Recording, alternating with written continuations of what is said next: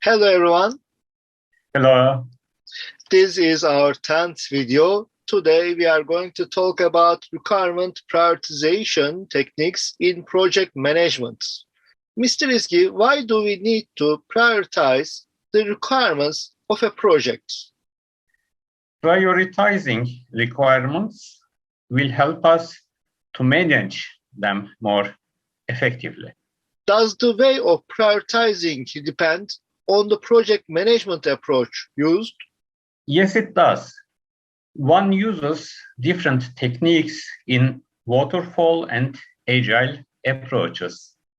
In the waterfall approach, one observes sequencing relationships between requirements, although while collecting the requirements, the sequencing might look indirect.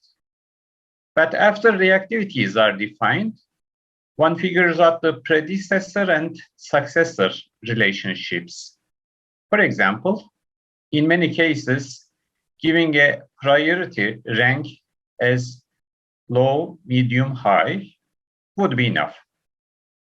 On the other hand, in the Agile approach, it is recommended that the dependencies are removed between the requirements as much as possible.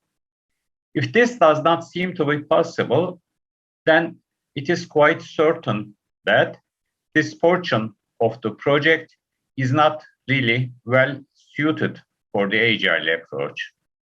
In the Agile approach, prioritizing the requirements is an important part of the planning work.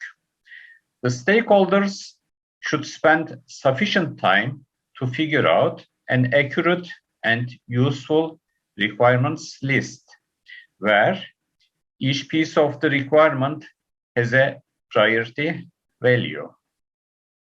What are some of the techniques?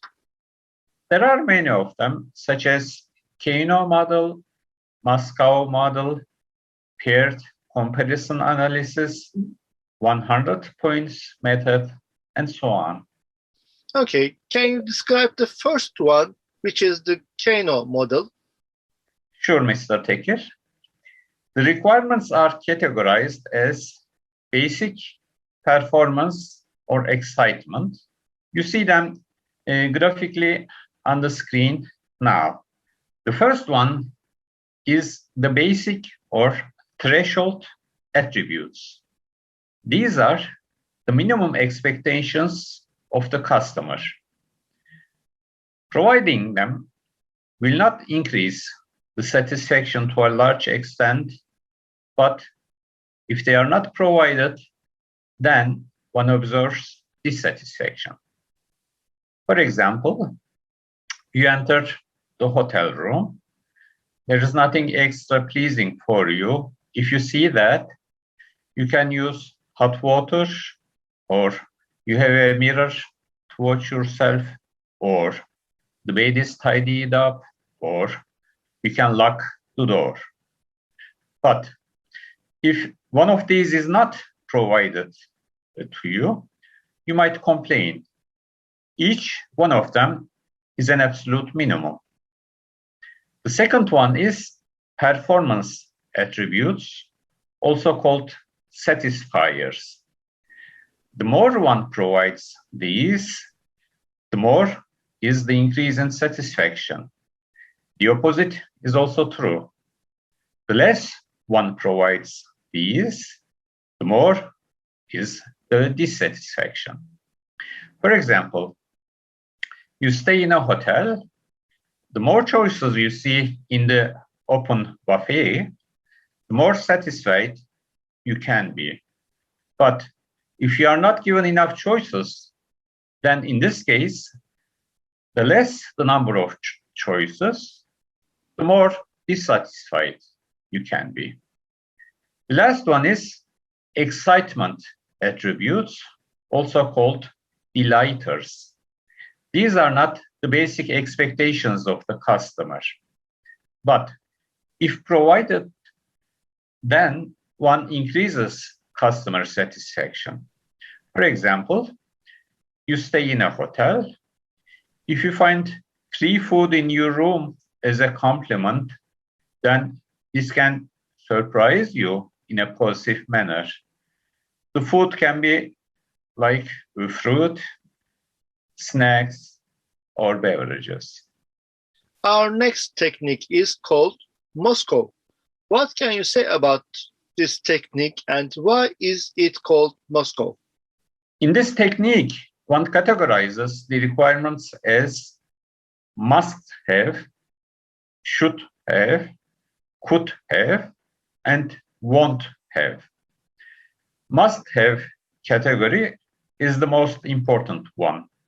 Otherwise, the system won't be functional. Should have category is the second most important one. This category means the customer certainly wants it.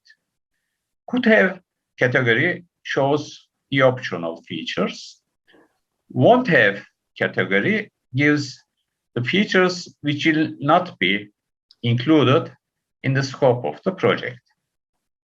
Okay, Mr. Izgi, let's assume that I want to buy a new caravan and I want to classify my requirements according to the Moscow model. This case depends more on the preferences of the customer. For example, having a place to sleep in the caravan can be considered as must-have category item. On the other hand, a bath can be in the should-have category when the customer certainly wants it, but some caravans don't have it. Having a television can be the could-have category item. On the other hand, a carpet can be in the won't-have category. Okay, Mr. Izgi. Next technique we must mention is paired comparison analysis. Yeah. Here, each requirement is compared with one other requirement in order to figure out which one of these two is more important. Repeating this procedure again and again, all the requirements are finally prioritized. Let's look at an example. Here on the screen, we see the pairwise comparison. Each item from A to I is compared with the other items. Here, item A is the most important one because if we compare item A with any other items, we always say that item A is more important. So the count is 8. We say 8 times item A, and its rank is 1. It is the most important item, so its priority is going to be 1. The second most important item, G, its rank is 2. When we look at the count, we see that only item A is more important than item G. For all of the rest, item G is more important than the other one. We see 7 Gs on the table. So the count is 7, its rank is 2. This is how the work is performed. Thank you very much, Mr. Izgi. And our last technique is 100 points or $100 technique. Yeah. While using this technique, each voter is given a quota of 100 points to be distributed among all the requirements. Then one counts how many total points each requirement has collected. After that, the requirements are prioritized accordingly. Thank you, Mr. Izgi. We have reached the end of our 10th video. Please do not forget to subscribe to our channel and like our videos. Additionally, if you want, you can support us on our Patreon page. Hope to see you in our next video. Yes, we'll be glad if you write your comments below our videos. Also, feel free to ask any questions you might have. Contact us using our email addresses if you have any questions or if you are interested in our courses. Goodbye. Bye.